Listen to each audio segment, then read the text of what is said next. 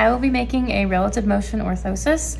There are various reasons as to why you would be fabricating this, whether it be for following a certain protocol, for an extensor tendon or flexor tendon repair, or for an exercise orthosis. You can position the digits in either relative extension or flexion, and you can fabricate this for multiple digits or just one digit. For this orthosis, we will be fabricating it for the ring finger, and we will be positioning it in relative extension.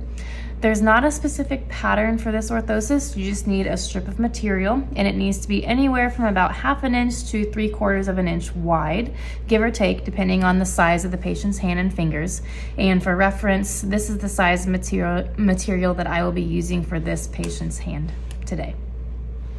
So when fabricating this orthosis, sometimes it's difficult to keep the fingers where you want them to be. So a tip that you can use is take our pen or a pencil and then position it between the fingers and have the patient hold that. And then it positions the fingers in the relative extension that you want. But when using this method, you just need to make sure that you follow the natural arches of the hand. So we're gonna weave it through the fingers, positioning the material on the volar aspect of the ring in the middle and the dorsal aspects of the index and the small. And then we're gonna bring this around to the volar aspect. And we're gonna make kind of like a ring on the index and small fingers.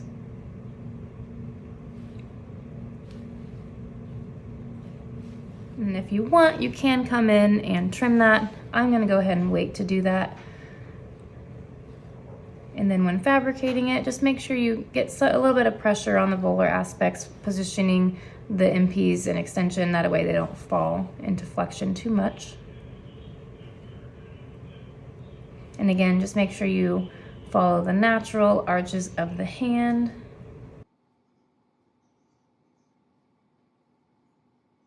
And depending on what digits you are fabricating this for, that will change the design. So since we're fabricating it for the ring finger, to kind of counteract that, we need to position the long finger in extension as well. So this is the orthosis after I trimmed it. So I trimmed the centerpiece here that was sticking out, and then I used the heat gun and kind of pressed it together. And then I also did that on the seams here as well. And then I smoothed out any other areas that might be a little bit of an irritation area. So this is the final product. So we'll don it on the patient. And then they're going to make a fist and extend, and then you just want to make sure that they can make that fist while also keeping those digits in relative extension. A couple areas to watch for on the small finger, just make sure it's not limiting motion at the PIP or causing any irritation there. Since the small finger is smaller than the rest, sometimes that can be a little bit of an irritation area. So here's another design. This is a soft relative motion orthosis. So I just used loop Velcro, and then I put padding around the Velcro. And then I adhered it in the middle here with the hook Velcro. But again, it just holds my long and ring fingers in relative extension, but it's just a lot more comfortable, but it's not as rigid.